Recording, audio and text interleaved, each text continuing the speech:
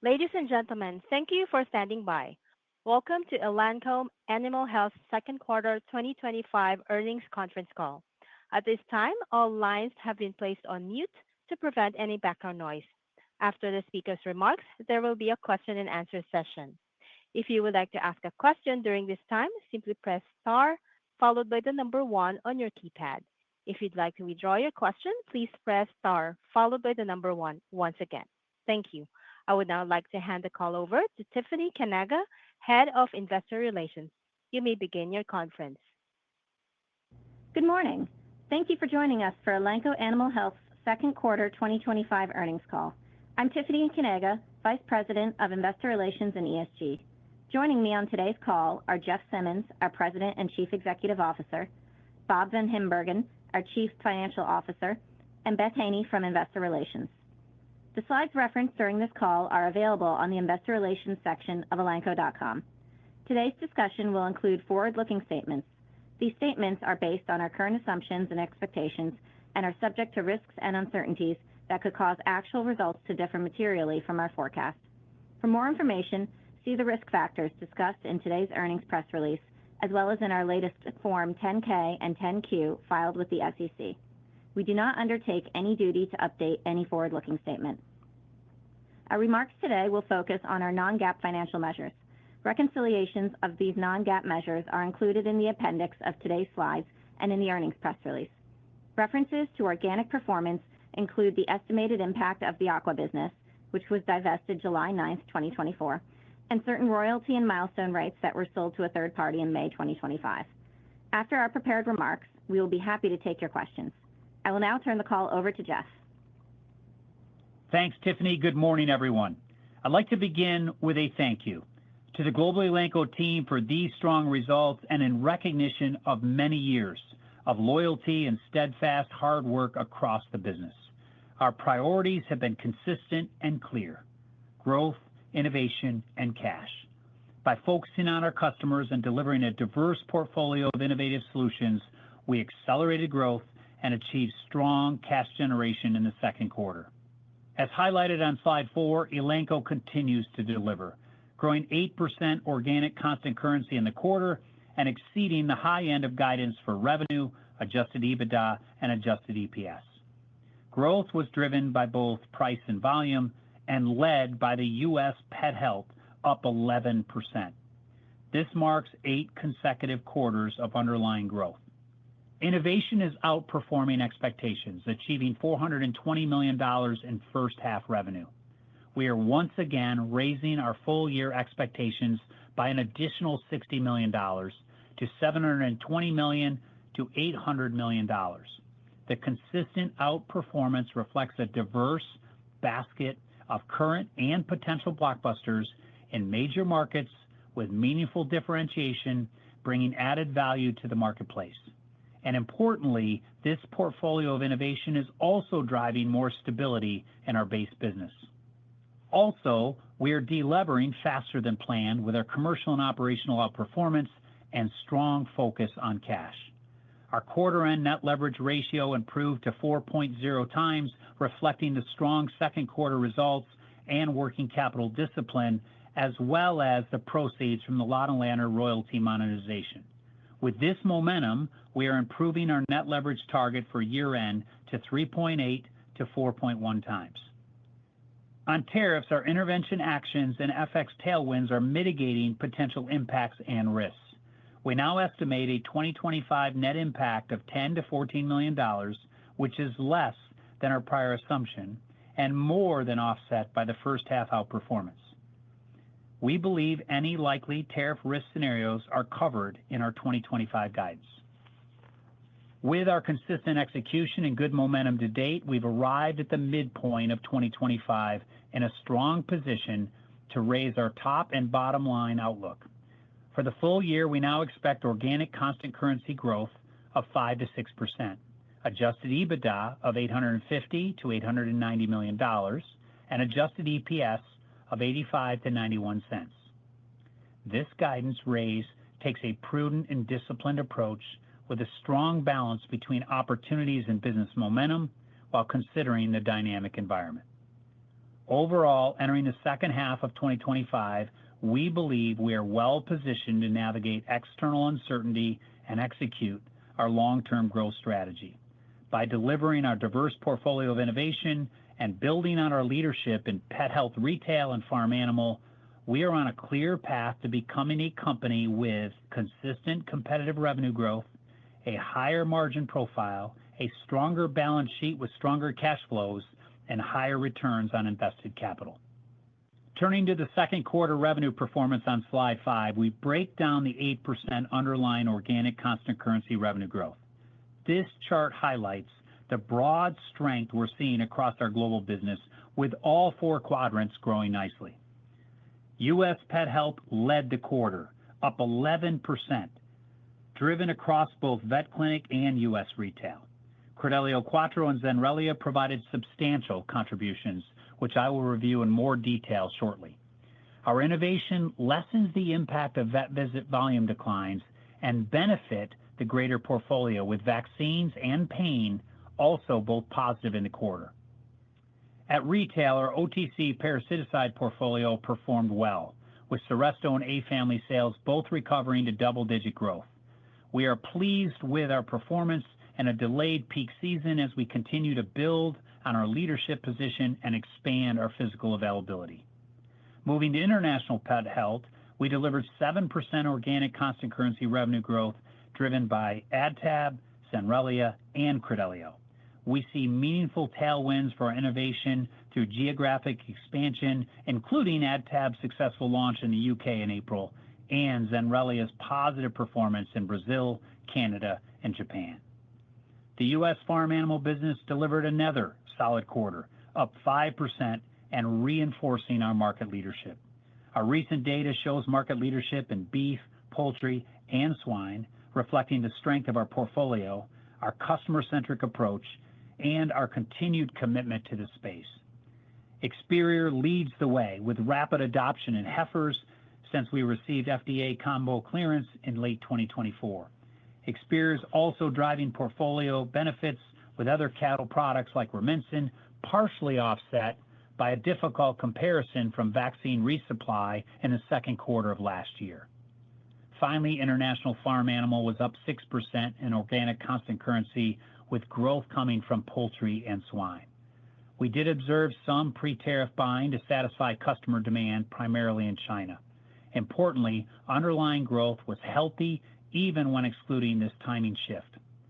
We are encouraged by the continued durability and growth of global farm animal markets, supported by increased demand from animal protein. Looking at slide 6, we delivered $420 million of innovation revenue in the first half. This continued outperformance is driven by our broad basket of innovation, namely Credelio Quattro, Experior, AdTab, and Zenrelia. We're increasing our expected innovation contribution for 2025 by $60 million at both ends of the range to $720 million to $800 million, representing our success in bringing multiple products to big markets around the world. You'll remember this target does not include IL-31, which remains on track for approval in the fourth quarter of this year, with commercialization in the first half of 2026. Let's further discuss the progress on our major innovation products on slide 7, starting with Credelio Quattro. We believe this is a best-in-class product in the fastest-growing animal health market, and we're very encouraged by how it is resonating with vets and pet owners. Share capture continues to track ahead of expectations, and we're also seeing Quattro grow the market. The U.S. broad-spectrum endecto market is $1.3 billion and growing substantially at almost 40%. In June, we achieved approximately 14% dollar share of broad-spectrum sales out of vet clinics directly to pet owners. Sell-in and sell-out rates were at relatively consistent levels to each other at quarter end, reflecting healthy inventory dynamics and standard distribution fill effects typical of new launches. Strong clinic buy-in demonstrates veterinary confidence in Quattro, and sell-out levels reflect growing consumer demand with our increased DTC investment showcasing the 3 dimensions of differentiation. Quattro has broad coverage, including multiple species of tapeworms, speed of tick kill, and heartworm coverage from month one. We're also pleased with the continued consistent feedback from vets and pet owners, really appreciating the great palatability with Credelio Quattro. And although still early, we're quite encouraged by the performance of our DTC campaign for Quattro. We've seen dispensing sales increase as we've continued to ramp investment.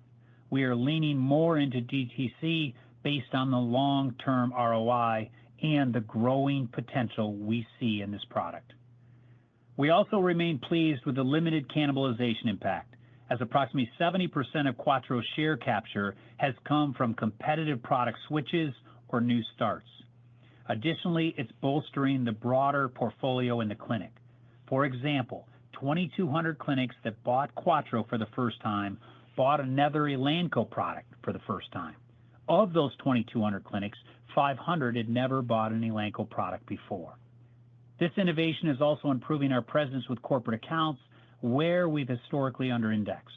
The successful launch to give dogs Quattro-level protection is a credit to our expanded sales team, our well-informed veterinarian customers, and our distribution partners. Finally, we're preparing to take Quattro global, with numerous submissions made in Australia, Canada, the EU, the UK, and Japan, setting up what we expect to be a nice geographic expansion starting in 2026. Turning to Zenrelia, this has been a robust quarter, our best quarter so far operationally, strategically, and globally. We're making steady progress, gaining share in the $1.9 billion rapidly growing dermatology market. As we moved into peak allergy season during the quarter, we achieved growth ahead of our expectations with more first-line treatment use and willingness to use. This is a testament to Zenrelia's efficacy, convenience, and value with our multifaceted approach to building awareness and appreciation for these key points of differentiation. In the U.S., we have approximately 10,000 clinics buying the product with a reorder rate of almost 80%, up from 70% shared in May. Zenrelia's real-world experience, coupled with our strong tech-to-tech selling, is driving greater adoption and product usage.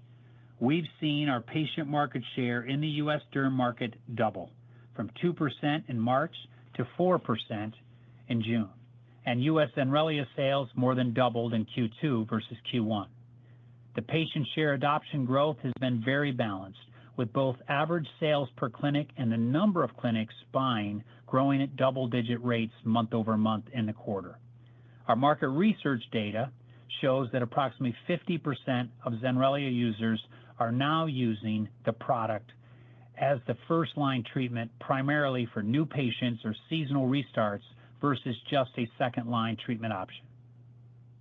We'd like to share a very recent positive update regarding the Zenrelia label. Zenrelia achieved a milestone with receipt of FDA CVM's complete letter for its safety supplement. This supplemental NADA included additional published data to address CVM's concerns for the risk of fatal vaccine-induced disease. The 60-day administrative supplemental NADA process is now underway, which is expected to result in removal of this risk language from the box warning section of the label. Once the supplemental NADA is fully approved, the revised label is expected to be made public in Q4. We're pleased with this progress and continue to actively pursue the generation of additional data to further improve the label even more. Our goal is a U.S. label that is more consistent with our international approvals. On the international front for Zenrelia, we recently received approval in the European Union and in Switzerland. We're encouraged that the labels are consistent with less restrictive labels in other markets outside the U.S. where product has already been approved. You remember we have done a head-to-head non-inferiority study in Europe versus the marketplace incumbent as part of the EU approval process. We are very pleased with the results confirming Zenrelia's strong efficacy profile and reflecting what we're seeing in the global market, with more than 500,000 dogs treated with Zenrelia. The launch in Europe began immediately, with approval last month, orders being taken now, and product in the market before the end of the third quarter. This follows a strong start in Brazil, Canada, and Japan. Additionally, we continue to expect approvals in the UK and Australia this year, creating a significant foothold in the $600 to $700 million international derm market. Also in Europe, we continue to see very robust growth for AdTab, a leading oral OTC flea and tick product for both dogs and cats. Sales increased over 60% in the quarter, supported by strategic DTC investments. AdTab anchors our comprehensive portfolio of OTC parasiticides, including oral, collar, and spot-ons, and is the only oral OTC isoxazoline for cats in the EU market, which is a key differentiator. AdTab also was approved and launched in the UK in April with good early traction. Finally, our canine parvovirus monoclonal antibody remains an important treatment for the deadly parvovirus. We're excited for the prophylactic claim extension to help more pets fight the disease. We're working through strategic interventions to address the cost of treatment and to accelerate clinic penetration across all channels. In farm animal, Experior had another outstanding quarter, continuing to grow rapidly in an estimated potential market of over $350 million in the U.S. and Canada. We're also pursuing other international expansion opportunities. We are pleased to see U.S. cattle showing the first signs of rebuilding the herd. This herd growth and strong cattle producer economics, combined with growing share, sticky customer retention at over 90%, and geo expansion, should all form a nice backdrop for what we expect to be strong Experior growth ahead. Overall, we see a significant runway for Experior's continued robust growth, up over 80% in Q2, despite a tougher compare, while additionally driving portfolio synergies. Lastly, on Bovaer, we are encouraged by sustained strong demand and accelerating adoption, reflecting its economic value to dairy farmers and brand value to consumer packaged good companies. Notably, CPGs have demonstrated robust demand for Bovaer. With approximately $20 per head return to the farm, Bovaer can add 5 to 10% to the dairy's cash flow. Since February, we've quadrupled the number of cows on Bovaer to approximately 150,000. Customer retention is likewise very high at over 90%. We expect the entire ecosystem around Bovaer to support long-term use as we continue to see the product as our next farm animal blockbuster. This innovation also further establishes Elanco as a pioneer in strengthening CPG brand value all the way back to the farm. Moving to slide 8, we provide some recent highlights across all three elements of our IPP, or Innovation Portfolio Productivity Strategy. As innovation accelerates our growth, it also stabilizes our base portfolio. In U.S. pet health, we continue to gain share in parasiticides, NSAIDs, and derm. Our recently approved canine influenza vaccine enhances our extensive line of true portfolio vaccines, providing a lift across the full offering. We began shipping the product last month. In June, the EPA approved our Advantage collar for dogs. With Seresto already available as a premium 8-month product on the market, our Advantage collar will provide pet owners and veterinarians with a 4-month collar for protection under the trusted Advantage brand. We anticipate this innovation to strengthen our retail leadership with an expected U.S. launch in the first half of 2026. All of this in innovation, while Ellen and her R&D team continue to progress the next era of blockbuster innovations. Finally, on productivity, we are delivering substantial progress in strengthening our balance sheet and optimizing our operations. We've improved our net leverage ratio by 1.5 turns in just 6 quarters through a disciplined focus on cash generation. On the manufacturing front, we're on track for our strategic expansion in our facilities in Fort Dodge, Iowa, and Elwood, Kansas, with the latter supporting our monoclonal antibody platform. We continue to expect CapEx to step down next year. As I close, I want to highlight an important program we have launched in Q2 called Elanco Ascend. This is a company-wide initiative that we expect will drive additional productivity and capabilities in key areas. As we have stated before, we expect to grow adjusted EBITDA in 2026, all while investing behind our launches and positioning Elanco for improved productivity and efficiency over the rest of the decade. We expect Elanco Ascend to create a key platform to enable sustained and consistent value creation while making Elanco more competitive and innovative going forward. With that, I'll pass it to Bob to provide a few comments on where he's focused, his initial reflections, and review our second quarter results and financial guidance. Bob, welcome to your first Elanco earnings call. Thanks, Jeff, and good morning, everyone. I'm thrilled to be part of the Elanco team as the company enters its next era of growth. I'm eager to work alongside the leadership team and build on our existing momentum in growth, innovation, and cash generation. Over the past month, it's already evident to me that the talent here is world-class, grounded in a purpose-led vision with a culture that is uniquely collaborative. Our people are truly the foundation of our accelerating performance and the long-term positive trajectory I see ahead. My goal is to build and support the current team and momentum while bringing a fresh perspective to key opportunities. I'm confident in our ability to execute on our plans, and I'm focused on driving value creation through a continuation of our productivity and cash generation efforts. More specifically, I have two priorities going forward. First, Elanco Ascend. Building on Jeff's comments, this key initiative is expected to proactively accelerate efficiencies across our organization in 2026 and beyond. We are looking beyond the margin benefits we can naturally capture through better mix and consistent growth. There's more we can do in digital. We are leaning in to automation and AI to leverage those capabilities across the business. Procurement is working to identify opportunities with suppliers, and we have fresh eyes with an early priority on general and administrative expenses and manufacturing. With Ascend, we'll look for opportunities across the company while continuing to invest in the muscle behind our no regrets launches and R&D. Ultimately, we want to create the most innovative, efficient, and competitive animal health leader that delivers consistent shareholder value. This is my top priority. And second, we're examining how we can further improve cash flow generation, including working capital and CapEx initiatives.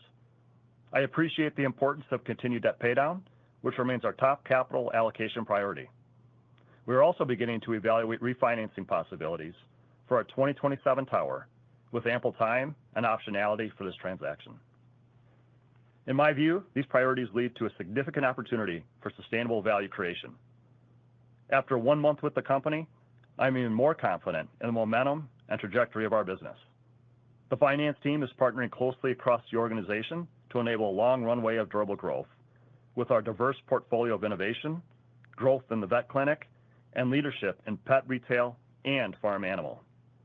I'm excited to help the street see what I see through consistent execution and transparent communication, and I look forward to connecting across the investor community in the days and months ahead. Now let's turn to second quarter results. I will focus my comments on our adjusted measures, so please refer to today's earnings press release for a detailed description of the year-over-year changes in our reported results. Starting on slide 10, we delivered $1.241 billion of revenue, representing an increase of 5% on a reported basis. Organic constant currency growth was 8%, driven by a 5% increase in volume and 3% contribution from price. Slide 11 provides revenue by the 4 quadrants of our business. Total pet health revenue increased 10% in constant currency in the second quarter, with price contributing 4%. In the U.S., pet health delivered 11% growth, driven by demand for our key innovation products and contribution from the vaccine portfolio. Improving retail dispensing trends resulted in increased sales for our Seresto and A family brands. Outside the U.S., our pet health business grew 7% in constant currency, led by continued demand for AdTab across Europe and sales of Zenrelia in 3 international markets. Globally, our farm animal business achieved 6% growth in organic constant currency. The U.S. farm animal business grew 5%, driven by the strength of Experior.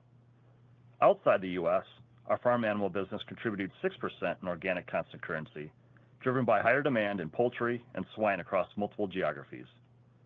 I'd like to highlight we also experienced pre-tariff customer buying, primarily in China, that we estimated approximately $15 million in revenue.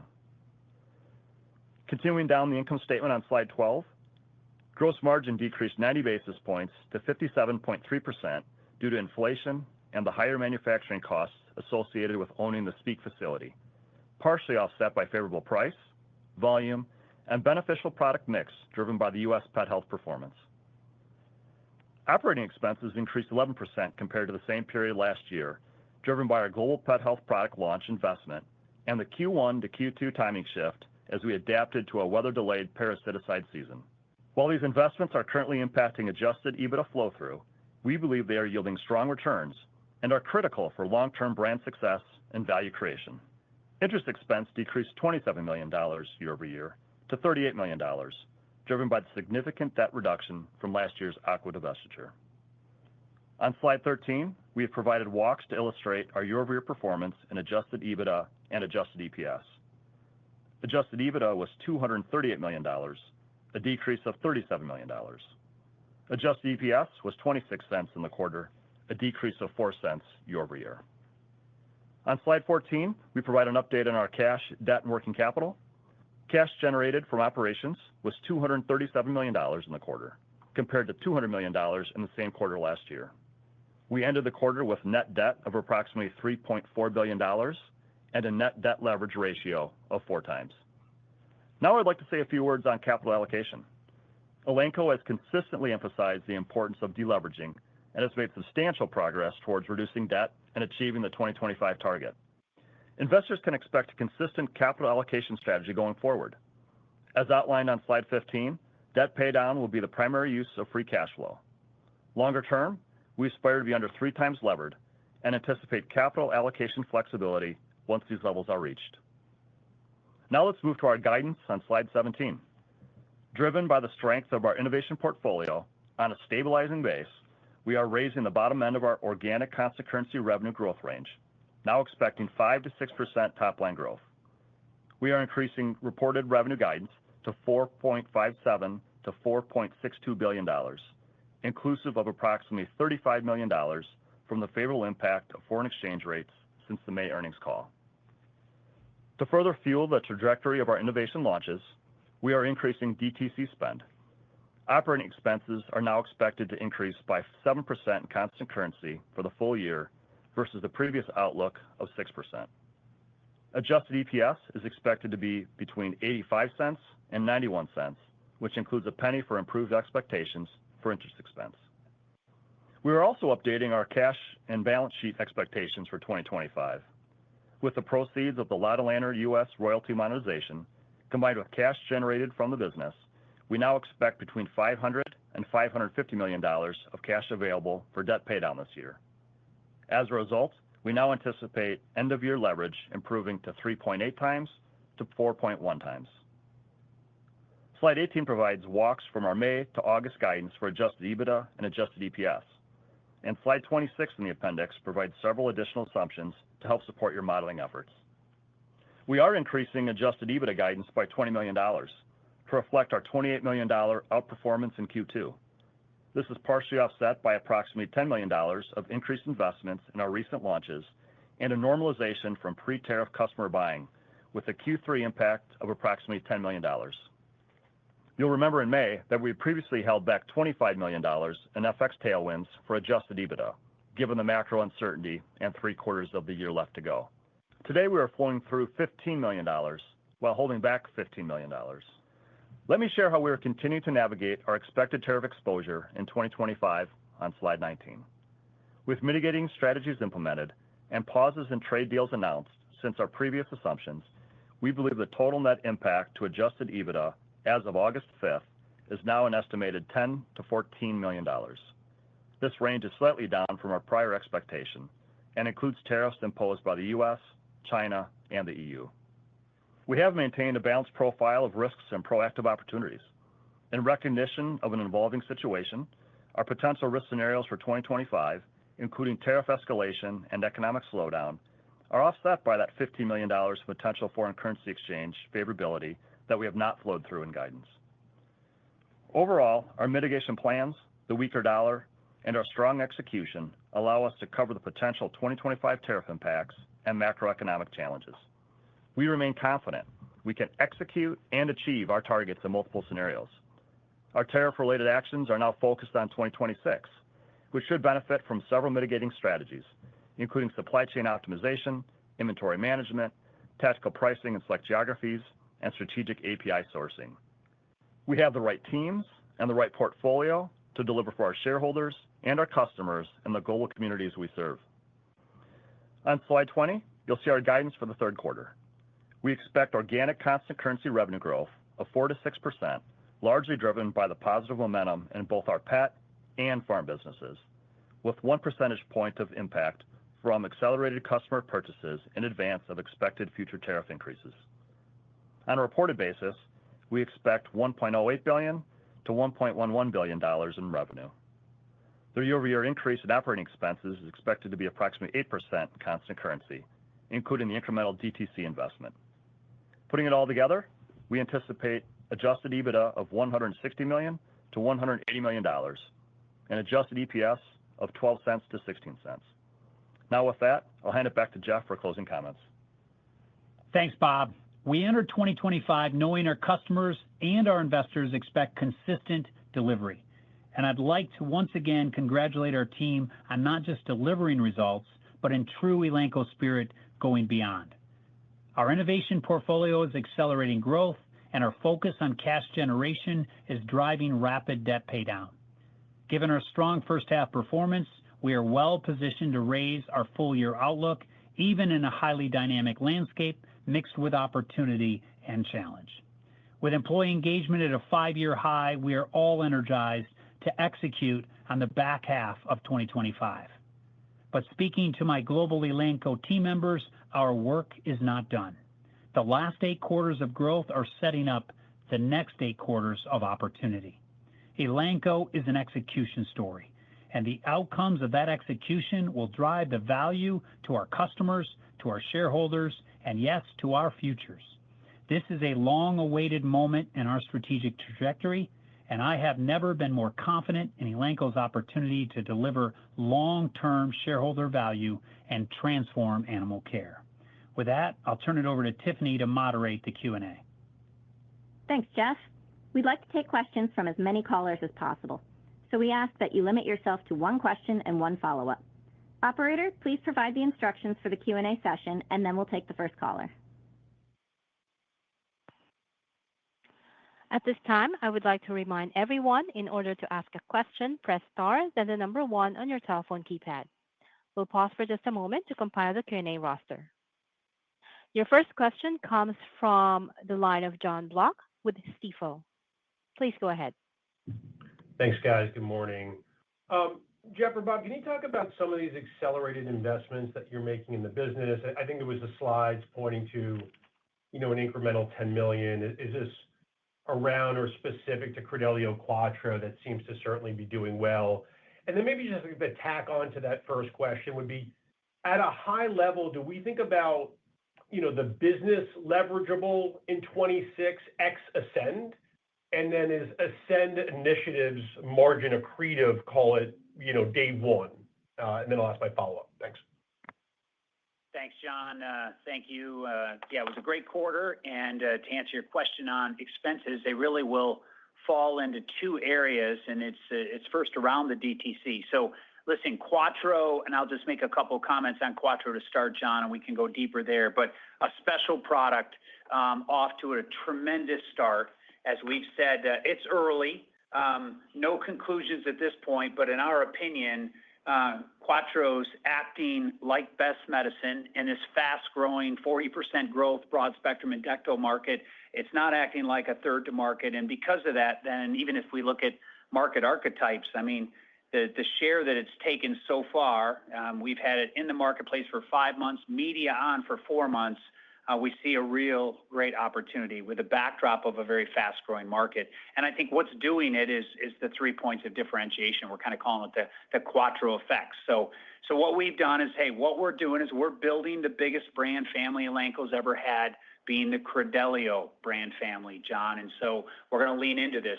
This family will be anchored by Credelio Quattro.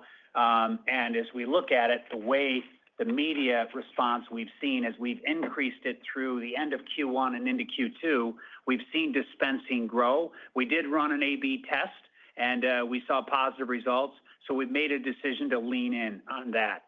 So that's one of the drivers. I think the other one's a little bit of R&D. I mean, Ellen has had a great quarter with lots of milestones with her and her team, and we are progressing nicely. The next blockbuster is coming through the pipeline, and we made a decision to lean in a little bit on the R&D expenses as well. So as we go to 26, I'll have Bob chime in here as well. The launching of Ascend, let me be very clear, it's a company-wide initiative that's going to drive better capabilities, the AI, the digital that Bob mentioned, as well as productivity, and there'll be drivers. We're not giving 26 guidance today, but I think as you looked at 26, we've said EBITDA will grow. It will grow from the innovation growth and the EBITDA growth, and it will also, as we introduced today, it will come also from productivity. We want to do both points, and Bob's put a lot of time in his first few weeks here on this. Maybe a few comments from you, Bob, on John's question. Yeah, thanks, Jeff. And John, I'll just give you my perspective on 2026 as well as the years beyond. We are going to continue to build on the momentum that we've seen so far. Obviously, very excited for the sustainable revenue growth that we're going to achieve through the portfolio of our innovative products that we brought to the market and a stable base.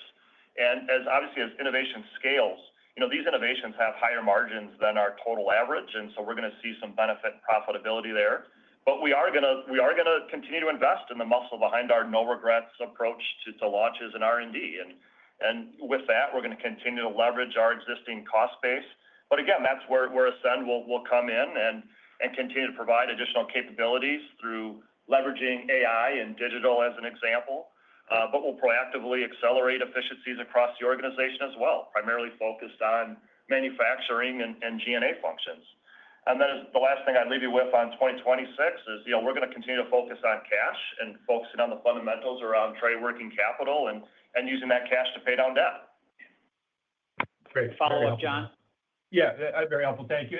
I guess the follow-up, Jeff, at a high level, the innovation revs are now up $300 million year over year at the midpoint. It sort of implies a base biz, down around 1% and change this year. There's some moving parts, right, behind that with like CMO, et cetera. But this is not a 26 question, but at a high level, just your thoughts on the sustainability of like this mid-single digit growth for the company. And more importantly, maybe the crux of the question is like, what does that algo look like? In other words, is it a flattish base and then you have innovation driving 400 to 500 basis points with what you and Ellen and Bob have, in the pipeline? Or do you actually see an opportunity to maybe further stabilize the base, get a little price, and maybe that can improve and help the overall dynamic? Thank you. Yeah, great question, John. And we've said all along, the base matters, and the formula is working relative to every major portfolio that's getting a little innovation. Not even the blockbusters is stable. And we do it, we don't have those big pockets of declines either. So yeah, flat to -1 is kind of how the calculation is. You're seeing our price growth, which means we're adding value in the marketplace. So, when we inspect the business, as we go into 26 business planning, it's every portfolio, how is it strengthened? If I go down Ellen's list right now of what's happened, it's not just the big innovations. Yes, we got the EU Zenrelia approval. By the way, little news, we got the UK Zenrelia approval this morning. But when you build onto it, adding the Advantage collar, 4-month collar with the Advantage brand will be beneficial. Bobby picks up a CIV vaccine, flu vaccine. That will help as well. The IL-31 is tracking, as we know. So what I would tell you is it's adding the innovation to the portfolios. That will be the key algorithm. But without question, what moves the dial the most, to Bob's point, is ramping. We are not going to have any regrets. We think we've got a basket of innovation, very different than maybe other companies, not one or two, but major basket of products. We've got to maximize what we have, make the ramp, more steep and get to that peak and make it as high as possible. So that's more to come on 26, John. Thank you. Your next question comes from Daniel Clark with Leerink Partners. Please go ahead. Great. Thank you. I wanted to ask another question initially on the innovation sales target raise. And I know you're not going to break out kind of on a product-by-product basis, like what drove the $60 million increase, but can you just give a little color directionally on like what the main contributors were? Was it Quattro or were there others that really helped drive that? Yeah, so I'll give you a little bit of color from my perspective, Daniel. Thanks for the question. So as you know, we did increase our expectations for the year up now to $720 to $800 million. We feel great about the growth in all of the launches, but I do want to remind you there is a bit of seasonality in that as well. So parasiticides, for instance, are more weighted towards the first half. AdTab in Europe is especially seasonally weighted towards the first half. But the growth is being led, quite honestly, about almost the entire basket, but especially Quattro. That's where we're really seeing some activity there, and one of the reasons we're leaning in on the DTC spend because we are seeing the data that supports it. Great, thanks. And then just another question on how you're thinking about expenses. Like, if there is upside in a given quarter, how much of that do you sort of expect to reinvest into sales and marketing or R&D versus delevering? Like, what's your philosophy there? Thanks. Yeah, as Jeff mentioned, right, the data is supporting that the investment in DTC spend and R&D is supporting that top line growth, and we're seeing dispensing levels increase. And so we'll obviously monitor the effectiveness on an ongoing basis, but as we continue to see the effectiveness of that spend and that top line growth, we'll continue to invest. And as we see that at some point taper off, that's when we'll ratchet down. But I would highlight, we did increase year-over-year OpEx spend in our guidance and DTC and a bit in R&D for that next basket. But in total dollars, we are down sequentially from Q2 to Q3. So it's something we're actively monitoring, and we're using data to make those decisions.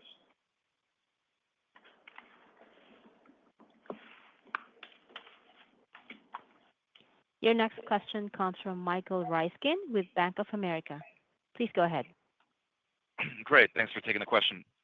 Bob, I want to touch on something you mentioned just a little bit earlier in Q&A when you're talking about the margin uplift from innovation gaining scale. If we just sort of look at some of the comments you gave in terms of clinic share and wallet share in 2Q, it looks like Zenrelia was sort of in that 10 million range. Quattro was 50 million, if not 50 plus. Those are really solid numbers after just a couple quarters if we sort of think about what it could mean for the year. When we think about some of these innovative products, you talked about obviously the margin accretion as they gain scale. You're gaining that scale earlier than anticipated, right? So can you talk about the benefit to gross margin and sort of what the threshold levels need to be when a new launch goes from being dilutive to break even to really accretive, either from a volume or revenue perspective? Just talk us through that ramp and the margin benefit there. Yeah, so two things on margin, right? So again, as I've highlighted and you've highlighted as well, we are going to see margin accretion, through these launches continuing, still with a stable base.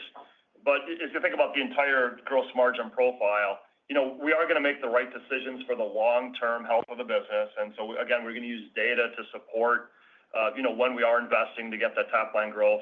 We do have price of approximately 2%. We'll continue to work on operational improvements within our four walls, and that will include absorption.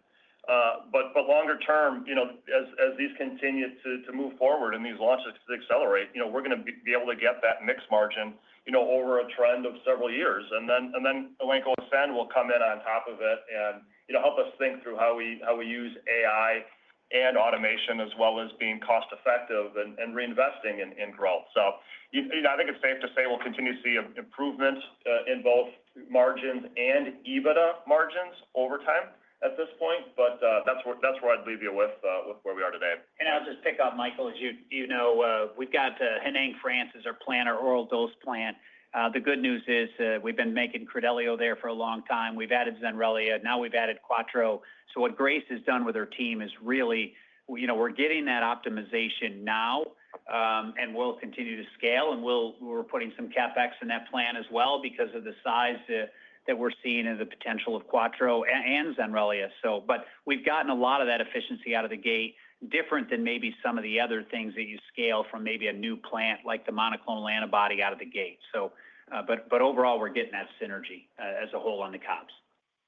Okay, great, thanks. And then Jeff, while I got you, want to follow up on Zenrelia and some of your comments on the label change.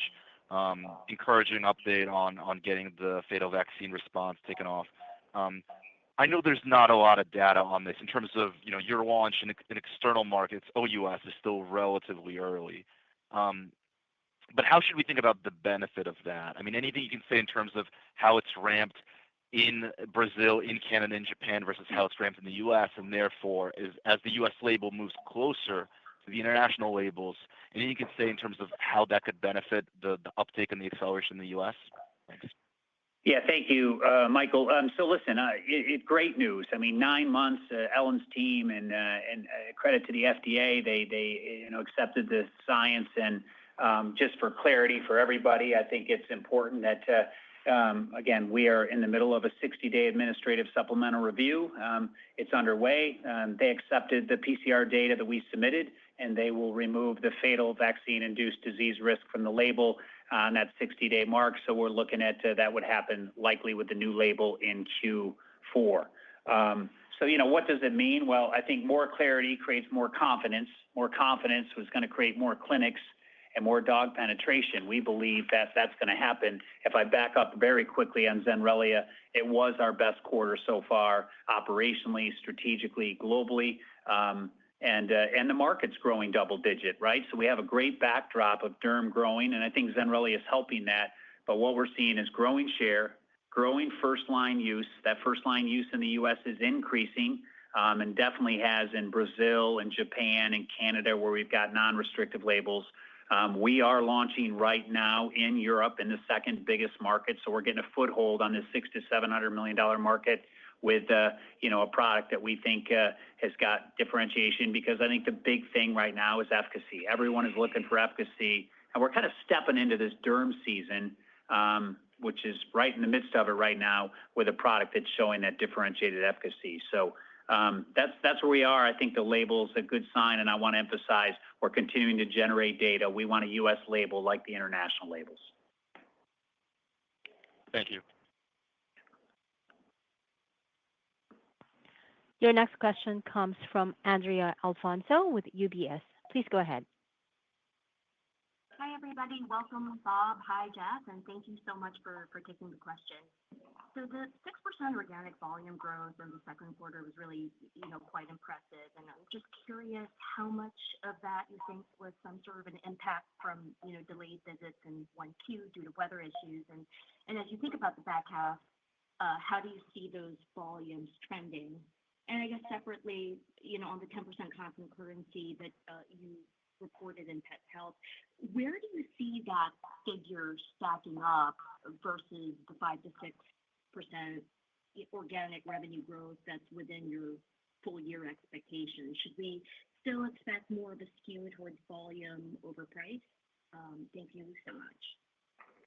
Yeah, thank you, Andrea. It was a little difficult to hear, but I think at the highest level, you're right. We did have a slower start, especially on the retail side on the season, but we saw the rebound as we went into Q2 with nice double-digit growth on our retail side with Seresto, the A family as a whole, and then, of course, the innovation growth on Bobby's team here in the U.S. Pet Health. Look, I think as we look at it, innovation's the key driver, and I think we're insulated from that vet visit, no question. And then I think as you look at compliance, the globalization on the pet side, all of these things really create a nice backdrop, we believe.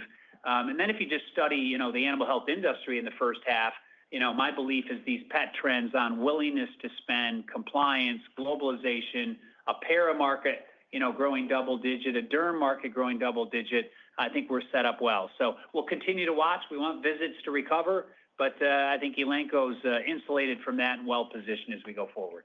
Thank you.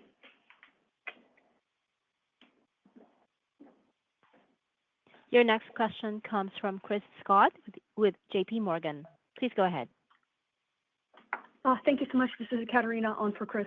So first question is just on Credelio Quattro. I think you've touched upon this, but can you maybe elaborate a bit in terms of where share is coming from for the product?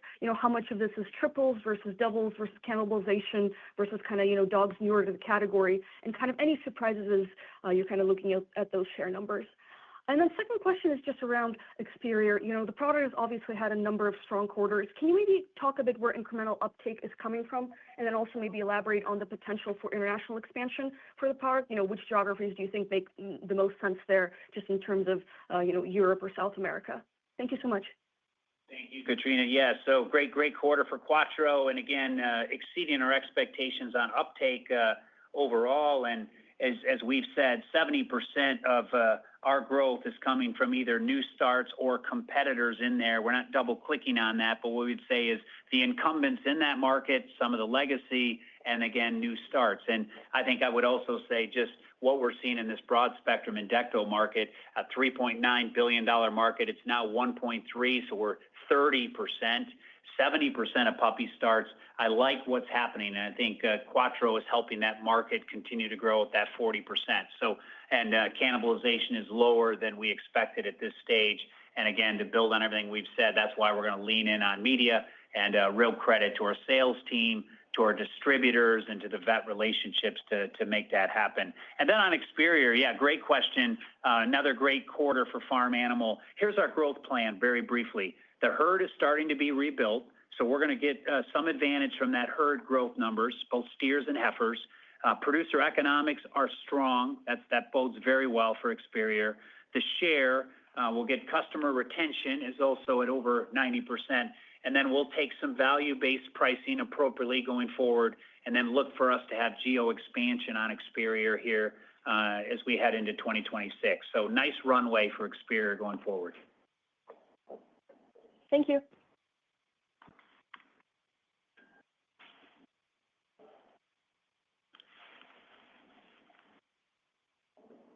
Next caller. Your next question comes from Brandon Vasquez with Elanco. Please go ahead. Hi, everyone. This is Russell on for Brandon. Thanks for taking the questions. I wanted to first start at a high level. You had reported strong growth in pet health in the U.S. specifically. Could you kind of talk to your confidence in the sustainability of your growth with the ramping of innovation, and talk about underlying market growth trends and how you would characterize the health and demand of the underlying pet market right now? Yes, thank you for the question, Russell. So yeah, the overall U.S. pet health team, I'll speak specific to us and then maybe to the industry, a real call out. I think this team is, it's been a multi-year pragmatic approach, and the strategy's been, hey, bring the best expertise from the industry in, let's build the capabilities and execution rhythm. We've invested, as you know, in an increased sales force as well as the digital, and I believe we've got one of the most dynamic sales forces and maybe one of the best distribution relationships in the marketplace, and then approach the omni-channel approach with retail and the vet clinic. So as a whole, we're set up really well, and no question innovation's key, but what Bobby and the team are doing too is building out the portfolios from the vaccine portfolio to pain to retail with a little bit of innovation, as well as, you know, get behind these blockbusters. So we see nice growth for pet health going forward for the rest of this year and going into 26, no question, and we'll invest accordingly as we've highlighted. As I step back, I think to broaden your question briefly, as you look at animal health from a consumer basis, yes, visits are down and that's important, but I go past that and look at the durability and really the strong backdrop we have in pets and protein. Pet numbers are up, the needs continue, compliance and what we're doing just in the last quarter, what's happened in the channel is making pet owners get pet medicine easier and more frequently. That's going to drive growth. Second is globalization. Every major international market's growing faster than the U.S. and driving these double-digit growth. And then the younger generation's willingness to spend. Those three trends, Elanco believes, followed by good innovation, sets up it very well. And then on the protein side, I believe there's an animal protein kind of revolution going on. Our farm animal businesses seeing that, as well as really what's converging is this new diet, protein-heavy diet, with really a strong, innovative products of protein is set up well. So great backdrop for pets and protein, and Elanco bodes well in that. Got it. That's very helpful. Thank you. And then on that. Your next question comes from Umer Raffat with Evercore. Please go ahead. Hey guys, this is Mike Dury in for Umer. Thanks so much for taking my question, and congrats on a great quarter. Two for me, and I may have missed this. A little louder, Mike, if you could. That'd be great. Sure. Thank you. Two for me, and I may have missed this in the opening comments, but for Credelio Quattro, now that it's been 6 months into launch, was wondering if you'd be able to break down how much is coming from new puppy starts versus switches from other products. And the second one is on the farm animal business. As we're thinking about how to model this segment for the balance of the year, could you perhaps break down the current status and trends of the macro factors affecting each species in the U.S. versus ex-U.S.? Thank you. Yeah, Mike, real quick on the first one. We're thinking about 70%. We're not going much deeper than that right now. We're analyzing the data. We've been in the marketplace about 5 months. Media's been turned on about 4, and we got about 70% coming either from the competition and switches. So, and then look, on farm animal markets overall, I think continued trends from the first quarter, Mike, as we look at it. I think cattle, you've got that low supply, high demand, really strong producer economics in beef, which is really, doing well when we look at our portfolio and the value that we can add. Swine is probably the change story. There's improved economics definitely in the U.S. in swine as we see lower supply, higher prices, and we expect that to support really a strong finish to the year on the swine side. And then you've probably seen with the results from some of our customers, as beef prices increased, it really helped global poultry demand, both here in the U.S. and globally, and with our global poultry business, really, really strong poultry economics right now overall, given that the demand is up significantly more than the past. So that's it overall. Dairy continues to probably revolutionize with new products, $10 billion going into the U.S., and I think we've seen a more stable dairy business in 2025 than we've seen in a long time. Very helpful. Thanks so much. Your next question comes from Navann Ty with BNP Paribas. Please go ahead. Hi, good morning. Maybe on Bovaer, if you could discuss the progress on the government incentive schemes. Also interested to hear how you will position the Advantage collar versus Seresto, and maybe a longer-term question. So Elanco progressed very well on deleveraging, so I don't know if it's too early to discuss your capital allocation once you reach that 3 times leverage. Thank you. Yes, thank you for the question. I'll take the first two, Bovaer and Advantage, and then Bob just briefly. But at a high level, I'll be brief to say a great quarter for Bovaer, and I think the simple message here is we've pivoted from grants and just sustainability to really focusing on farmer value, economic value, and CPG brand value, and I believe it's working. It's early on, as we know, but we've seen robust CPG value. And our vision really here is, Navann, is really to strengthen CPG brand value with a Bovaer and take that all the way back to the farm and add 5 to 10% to their cash flow. So right now, it's really a logistics game, very similar to Experior in the early days. It's on the farm, on the ground. That's the battle. It's an execution. But Elanco's well positioned. We're a feed additive leader. We got a good portfolio, and we've got the only digital mechanism UpLook on the farm that can actually monetize this into value for the farmer. So a great quarter and a lot of momentum, 4 times the cows on Bovaer. And look, on Advantage, it's a 4-month collar. We're going to do just what we've done before. We're going to leverage the Advantage brand all around the mission of it with 4 months is, hey, we're going to give more forms at different price points to more pet owners. And we know that when we bring innovation into this retail and e-com, you drive overall portfolio growth, and that's what we're looking for in 2026. A real nice job between Ellen and Bobby's team. Yeah, and then I'll take the capital allocation question, Navann. So first off, no change in the capital allocation strategies we sit here today. Debt pay down is absolutely going to be the primary use of cash. We're to continue to focus on fundamentals around trade working capital and improve cash flow over time. As we stated, we do expect our leverage to get to 3.8 to 4.1 by the end of the year. But longer term, we aspire to get under that 3 times levered, which will allow for capital allocation flexibility once those levels are reached. Next caller. Your next question comes from Erin Wright with Morgan Stanley. Please go ahead. Great. Thanks for squeezing me in. So the implied growth for the second half, I want to pick that apart a little bit in terms of particularly what's implied in the fourth quarter. It does anticipate that slowdown. I get it. There's seasonality, particularly across that parasiticide business. But, what's driving kind of the more meaningful kind of step down, as you continue to ramp in new and existing markets across the new products? How do we think about stocking dynamics, both at, distributors and at retail? And anything to call out on that front in the quarter? And is there just conservatism? Why wouldn't the momentum continue here? Should Credelio Quattro continue to build? Should pet health continue to see double-digit growth in the second half? If you could provide some detail there. And then my second question, which I'll ask up front, is on IL-31. I think you mentioned it's on track, which is great. Where do we stand now in terms of your conversations with the regulators? When will we expect to hear something more material in terms of an update on that front? And your confidence in that product. Thanks.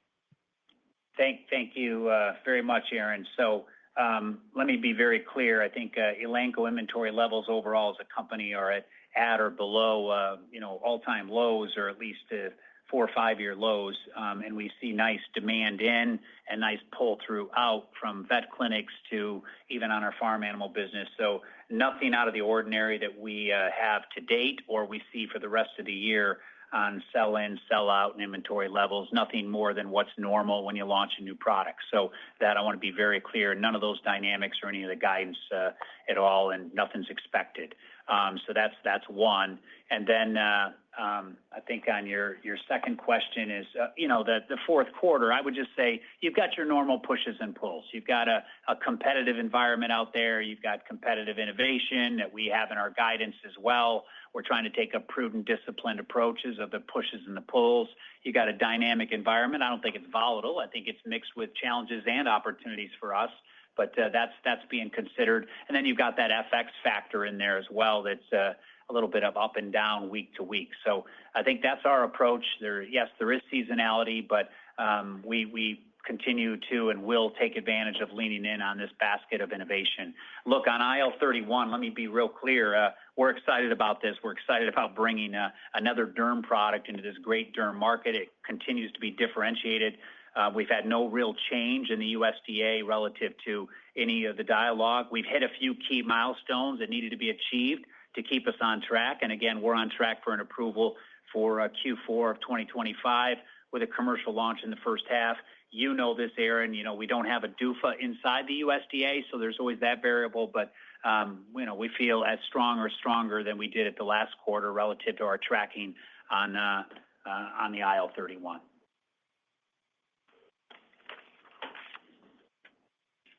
Got one more caller? No? There are no further questions. I turn the call back over to Jeff Simmons, CEO, for closing remarks. Thank you. I just want to highlight here very much at the close, again, a special thanks to the Elanco colleagues. We need to keep executing, keep acting like owners.